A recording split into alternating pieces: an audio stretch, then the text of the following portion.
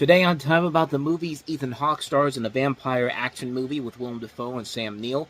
Amy Adams stars in a romantic comedy that's rated PG and released in January. And considering how last January went with Bride Wars and New in Town, that should give you an indication of what's going to happen here. But we also have Michael Cera in a dual role, starring alongside Portia Doubleday, and Tim Allen in an ensemble comedy, which you probably have never even heard of, which could be either a good thing or a bad thing. Think about what month we're in right now, and that should probably be your answer right there. We're looking at the films of January 8th, 2010 today on Time About the Movies.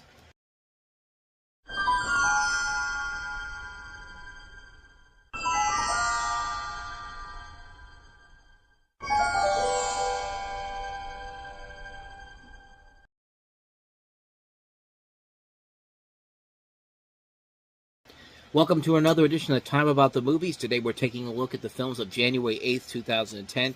And you just saw our first movie today, and that is Daybreakers, a film that takes place in a futuristic world overrun by vampires. It centers around a vampire corporation which sets out to capture and farm the remaining humans while researching a substitute for human blood. Ethan Hawke plays the vampire hematologist Edward Dalton, whose work is interrupted by the human survivors, led by former vampire Elvis, played by Willem Dafoe, who has a cure that can save the human species. You also have a cast that also includes Isabel Lucas and also Sam Neill among the cast in here. And this is a movie where you see it in January, and your first thought is, oh, this is clearly a movie that they had a whole lot of high ambitions for, but it turned out to be not that great overall. So, yeah, just dump it in the month of January and hope that nobody sees it because it's a bad movie, right? Well, you might be surprised on this one. This actually is a lot better than you would give it credit for. First of all, I love the fact that that by 2019, everyone's going to be vampires, which, remember when that happened? Good times overall, but then again, I do have teeth that are kind of like a vampire's. Not really. I apologize for that. But anyway, this is a movie where they thought within 10 years everyone was going to be vampires. But then again, this is an alternate universe, so I guess that makes sense. But you could have gone a little bit longer than that. I mean, 10 years. I mean, even then, that's pushing it. But regardless, this is a really good movie. This is actually one that was actually kind of surprised that it actually did kind of work. I mean, it's a movie where you have a lot of cool designs overall. It's cool to see the vampires actually look like normal people, like Sam Neill with the vampire eyes. It's kind of cool to see. And it has a nice stylistic look to it. It's a very cool looking film. It's kind of like the vampire equivalent to something like They Live. I couldn't remember the title, but They Live is kind of similar to this. And, except you don't have Roddy Piper going like, I've come here to chew bubblegum and kick ass, and I'm all out of bubblegum. Like, you don't have lines like that. You don't have cool people like Keith David in that movie. But then again, for what this is, I liked it. I actually thought it was a lot better than most people would give it credit for. And for a film like this to come out in January, it's a good January horror film, which is something that is very, very rarely hard to come by. I mean, it's a film that actually does kind of work overall, and in fact, these guys actually got a chance to do more movies down the road with Predestination. Then they did the Jigsaw spin-off sequel, kind of, to Saw, and then they did Winchester, which, not really that great overall, but Jigsaw was actually kind of decent for the most part, but yeah, it's a good movie. It's one I highly recommend checking out. Daybreakers, it's one you should definitely seek out, So with that said, let's go ahead and move on to movie number 2 here, easily the worst film of the week, and like I said, it's a PG-rated romantic comedy starring Amy Adams, and considering what we had last year with a double whammy of Bride Wars and New in Town, I think you got an indication of what this one's going to be like. This is Leap Year.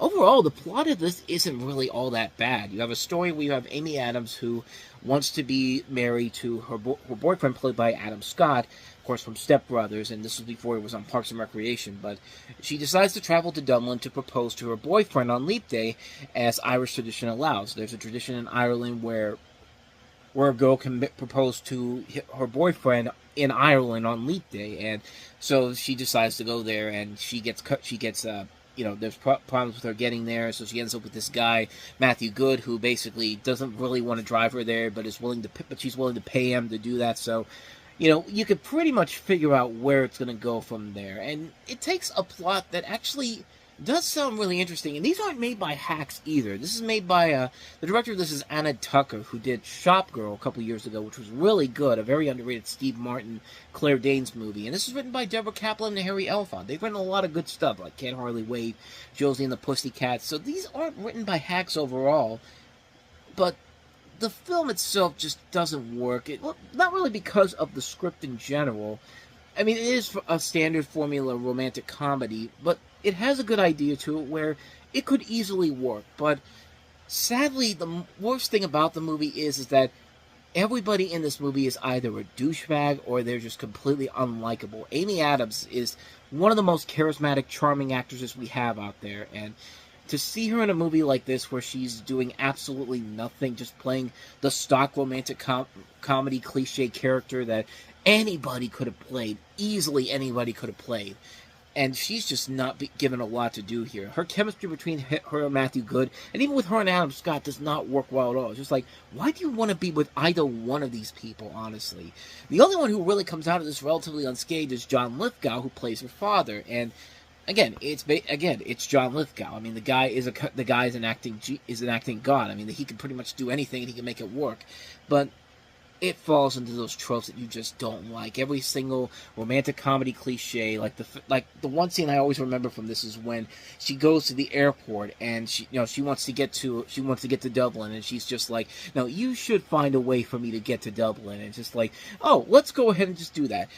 Would you get a private jet for this woman right away? And it's just like, how entitled do you have to be? Do you have to get to that point? At that point, it's just like, you really need to think about what you're doing here. And it would be something if the guy she paired up with to take her to Dublin actually was someone interesting or actually was a nice person. But no, there's a point in the movie where she's getting undressed and he's just like, okay, I'll take you just to be desperate, and she's just like, get out, just like instead of just waiting for her to get fully clothed, it's just like, he just keeps going, just like €500, like you said. It's just like, dude, get the fuck out of there. It's like, if anybody else was to do that, and this guy was not a handsome person, that guy would have been considered a creep and all that. But no, he's got to do it because he's the charming romantic lead who really is the one that she should be with. And it's just like, get the fuck out of here with that stuff. And even at the end, when they do the whole rom-com cliche thing, it's just kind of like, it feels really bland and pointless. And Adam Scott,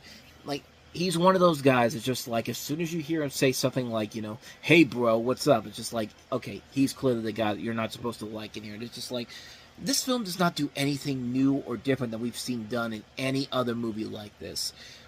If the one thing I could say to this film's credit is that it's better than some of the bad romantic comedies from the year before, like Bride Wars, New in Town, The Ugly Truth. But even then, that's not really saying a whole lot, because it's Bride Wars, New in Town, and The Ugly Truth. I mean, those were bad comedies.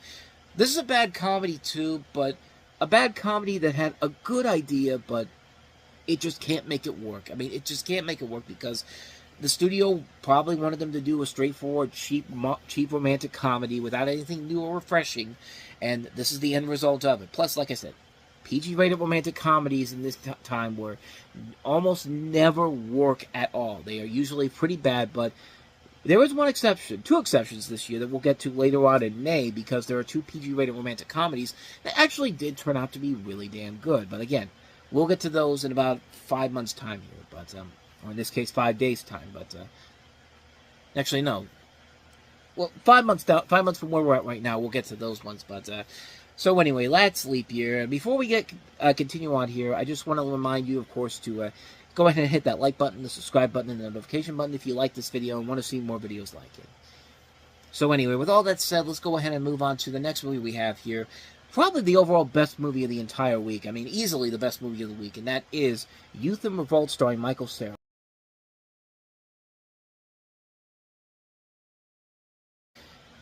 This is exactly the type of movie you think it is, but in a good way. It's a really, really intriguing little gem of a film here. Based off of the book of the same name, you have Michael Cera starring as a shy and local teenager desperate to lose his virginity, and while on a trailer park holiday with his mother and her boyfriend, he meets an attractive girl played by Portia Doubleday, and is immediately smitten. When the two are separated, Nick must learn how to rebel in order to be with the girl he loves, and so he creates this alter ego in the form of Francois Dillinger, a suave, rebellious troublemaker. Yeah, it's a movie where it's Michael Cera basically playing two different roles in here, and playing them pretty well here, even though he's very much playing the same character kind of in both ways, shapes, and form, but he is very fun to watch in here, and there is a lot of good fun elements all across the board in here. Like, you have Michael Cera in these double roles here. I like his chemistry with Portia Doubleday, and there's a great cast involved in here. Gene Smart, Mary-Kate Place, Justin Long, Fred Willard, Ray Liotta, one of two movies he's in this weekend, Steve Buscemi, Zach Galifianakis. I mean, there is a strong cast overall in here. It's directed by Miguel Artero, who actually, this is his first film he's made since The Good Girl, which is a movie I really liked that came out in 2002 with Jennifer Aniston and John C. Reilly. And this is kind of on that same wavelength, too. It's a film that is very much more on the same wavelength as something like Nick and Nora's Infinite Playlist, but is written more like The Good Girl. And it's a movie that I really do like a lot. I think it's a very good movie, very funny movie, very good coming-of-age movie in general. And like I said, his chemistry with Portia Doubleday in both those dual roles works really well, even though he is pretty much playing the same character overall. It works fine for what it is. I think it is a very solid film. I think it's a very entertaining film.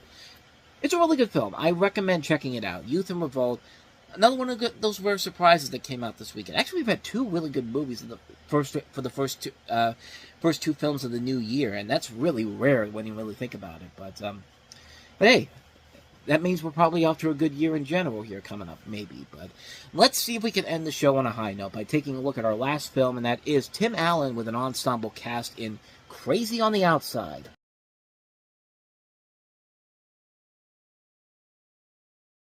Will they all ever get along? I did not realize this. This was actually Tim Allen's first ever film as a director, and I presume it's his last one as a director, because I don't think he's directed anything else since then.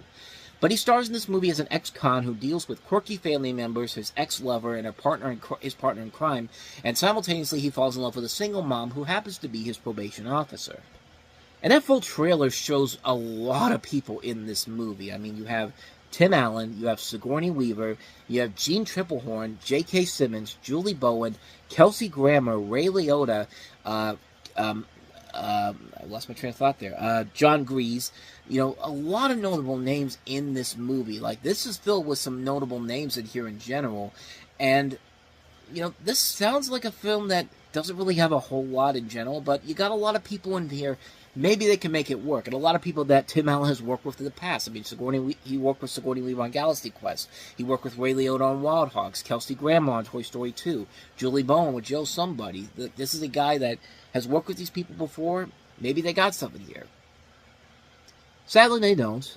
This is a movie that is basically the equivalent of a TV pilot, pretty much. I mean, right down to the writers of this being two guys who have written a lot of TV script stuff. Judd Pilot, the guy's literally name is Pilot, and John Peasley. And I think they've written for Home Improvement, among other things as well. But, yeah, this is pretty much not a sign that this is a good movie overall. And it really is not that good of a film.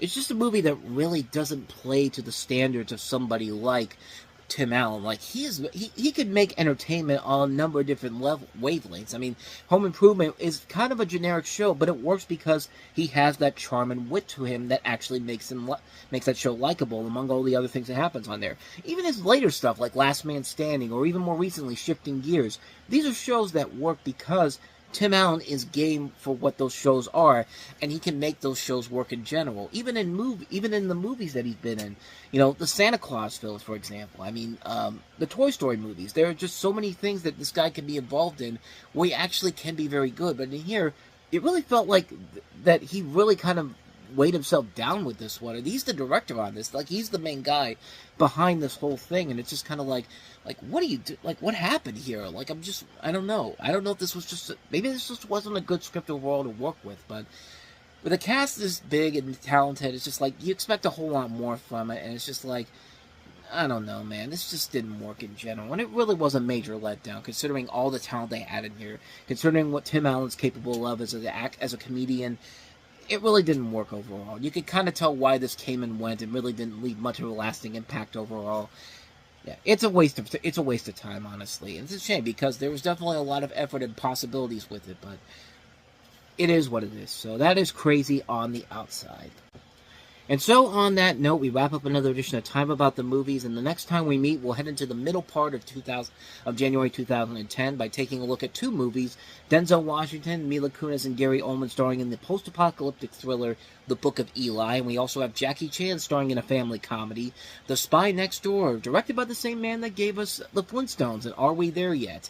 And Jingle All the Way, and at least two of those three movies were good. Are We There Yet? Not so much. And take a guess on what Brian Levant you're going to get with this movie.